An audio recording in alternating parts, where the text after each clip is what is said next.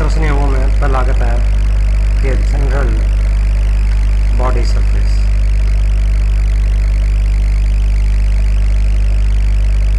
Body surface यानी कि शारीरिक धरातल। ये कहता है इन लोअर ऑर्गेनिजम्स, इन लोअर ऑर्गेनिजम्स जो निम्न वर्गीय जीव, लाइक स्पंज, जो स्पंज होते हैं, जो कि हमने पिछले साल पढ़े थे, जो पोरीफेरा में, पोरीफेरा जो ग्रुप था उसके अंदर जो जीव आते हैं वो स्पंज है। प्रोटोजोआ, प्रोटोजोआ हमने पढ़े थे, protozoans. The exchange of gases, exchange of gases takes place through general body surface। तो कि इनमें जो निम्न वर्गीय जीव, निम्न वर्गीय जीवों जैसे स्पंज, प्रोटोजोआ आदि, इनमें गैसों का आदान प्रदान शारीरिक धरातल के माध्यम से होता है। अब जैसे प्रोटोजोआन में अमीबा ले लें, अमीबा यही तो है। अब इसमें एक ही तो कोशिका है, ये एक ही तो सेल है, तो इसमें क्योंकि पानी के अंदर है ये, तो इसलिए जो पानी में डिजोल्ड ऑक्सीजन है वो इसके अंदर विसरण द्वारा चली जाती है, और इसके अंदर जो कार्बन डाइऑक्साइड बनती है वो विसरण के द्वारा पानी में आ जाती है। तो इस प्रकार से ये किसी भी जगह से गैसों का आदान प्रदान कर सकता है, यहाँ से कर सकता है, यहाँ से, यहाँ से, यहाँ से, कहीं से। तो ये है जनरल बॉडी सरफेस। तो the oxygen diffuses into the body and carbon dioxide diffuses from the body।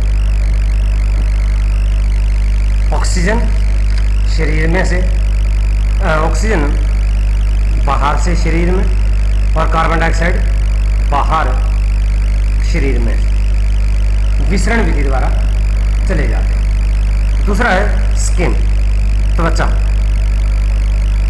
त्वचा। अब त्वचा के माध्यम से भी गैसों का आदान प्रदान होता है। तो कैसे? इसमें कहता है exchange of gases takes place through skin. The exchange of gases takes place through skin. त्वचा के माध्यम से गैसों का आदान प्रदान होता है। It is called cutaneous respiration. इसको हम त्वचा श्वसन कहते हैं। त्वचा श्वसन क्यों? क्योंकि ये त्वचा के माध्यम से होता है। इन एम्फीबियंस एंड अर्थवॉर्म, इन एम्फीबियन, एम्फीबियन हमने पढ़े थे, इन एम्फीबियन एंड अर्थवॉर्म जो केंचुआ है, एम्फीबियन में जो उभयचर थे, और केंचुआ आदमी जो रेस्पिरेशन होता है एक्सेट्रा के अंदर जो श्वसन होता है वो त्वचा के माध्यम से होता है। और तीसरा है ट्रैकिया। ट्रैकिया, ट्रैकिया में कहता कि जो ट्रैकिया होते हैं श्वसन नलिका, श्वसन नलिका। ये श्वसन नलिका जो कुछ एक जीव है जैसे इन इंसेक्ट्स, कीटों में millipedes and centipedes etc.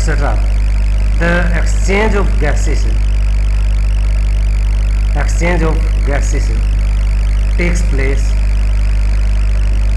through trachea as these trachea open directly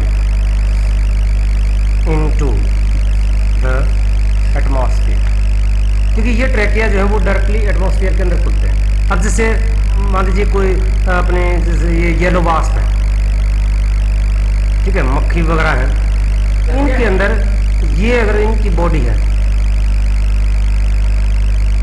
ठीक है, तो यहाँ ये इनके छोटे छोटे पोर्स होते हैं, ये पाइप की तरह की स्ट्रक्चर जो होती हैं, और ये पाइप नुमा संरचनाएं डायरेक्टली बाहर की ओर खुलती हैं। तो इनके माध्यम से गैसों का आदान प्रदान होता है, गैसों का एक्सचेंज होता है। तो ये है ट्रैकिया। फिर है गिल्ज।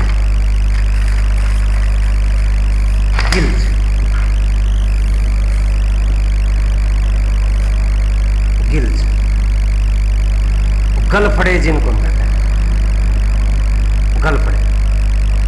गिल्ज में कहता कि इन aquatic animals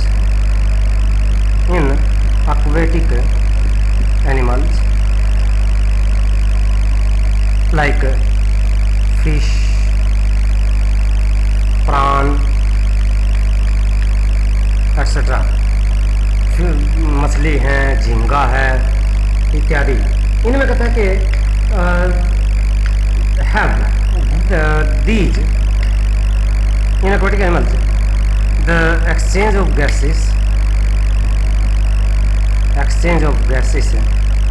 takes place through gills. इनमें गिल्स के माध्यम से गैसों का आदान प्रदान होता है। तो इनमें गैसों का आदान प्रदान जैसे मछली के अंदर है। अगर हम मछली देखें तो ये मछली है, ठीक है। तो इसमें यहाँ पर हम देखते हैं कि ये मुंह से पानी लेती है और यहाँ से निकालती रहती है, क्योंकि यहाँ पर गिल्ज होते हैं, ठीक है। तो ये जो गिल्ज हैं, यहाँ गलफड़े होते हैं, उन गलफड़ों के मुंह से पानी लेती है, गलफड़ों के ऊपर से पानी जाता है और फिर यहाँ से बाहर निकल जाता है। तो उस दौरान क्या होता है कि जब गलफड़े के ऊपर से पानी जाता है, इसके ऊपर से जब पानी जाता है, तो इस पानी के अंदर क्या है, डिजोल्ड ऑक्सीजन है, उड़ी हुई ऑक्सीजन है, और इसके अंदर जो इसका बॉडी फ्लूइड है, जो द्रव्य है, वो इनमें से बहता है। तो इसके अंदर तो ऑक्सीजन है कम और इसके पानी के अंदर ऑक्सीजन है ज़्यादा। तो gases diffuses from higher concentration to lower concentration. पानी के अंदर ऑक्सीजन की मात्रा ज़्यादा है और इसके अंदर कार्बन डाइऑक्साइड की मात्रा ज़्यादा है। तो इसलिए कार्बन डाइऑक्साइड तो पानी में आ जाती है विसरण विधि द्वारा और ऑक्सीजन पानी से बॉडी में चली जाती है। तो इस प्रकार से गिल्स होते हैं, गलफड़े होते हैं। और फिर है लंग्स।